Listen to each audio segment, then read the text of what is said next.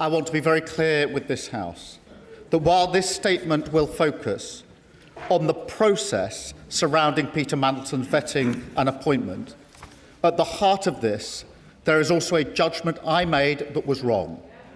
I should not have appointed Peter Mandelson.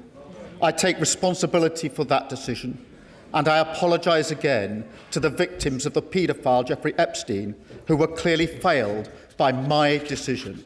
Mr. Speaker, last Tuesday evening, the 14th of April, I found out for the first time that on the 29th of January 2025, before Peter Mandelson took up his position as ambassador, the Foreign Office officials granted him developed vetting clearance against the specific recommendation of the United Kingdom security vetting that developed vetting clearance should be denied.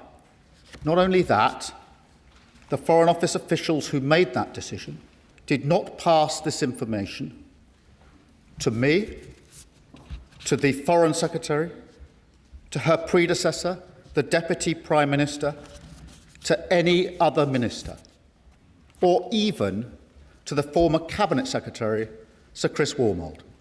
I made the decision to appoint him on the 18th of December. The appointment was announced on the 20th, and the security vetting process began on the 23rd of December 2024. Mr. Speaker, I want to make clear to the House that for a direct ministerial appointment, it was usual for security vetting to happen after the appointment, but before starting in post. Then on the 28th of January 2025, UKSV recommended to the Foreign Office that developed vetting clearance should be denied to Peter Mandelson.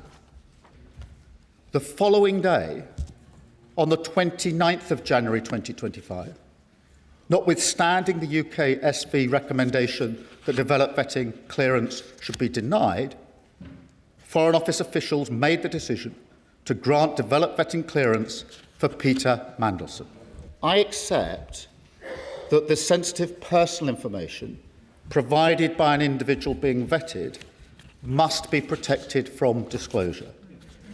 If that were not the case, the integrity of the whole process would be compromised. What I do not accept is that the appointing minister cannot be told of the recommendation by UKSV. So let me be very clear. The recommendation in the Peter Mandelson case could and should have been shared with me before he took up his post. Mr. Speaker, let me make a second point.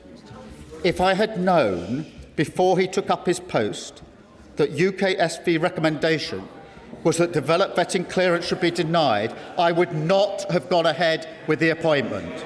And I can tell the House that I've now updated the terms of reference for the review into security vetting to make sure it covers the means by which all decisions are made in relation to national security vetting. I've appointed Sir Adrian Fulford to lead the review. Separately, I've asked the Government Security Group in the Cabinet Office to look at any security concerns raised during Peter Mandelson's tenure.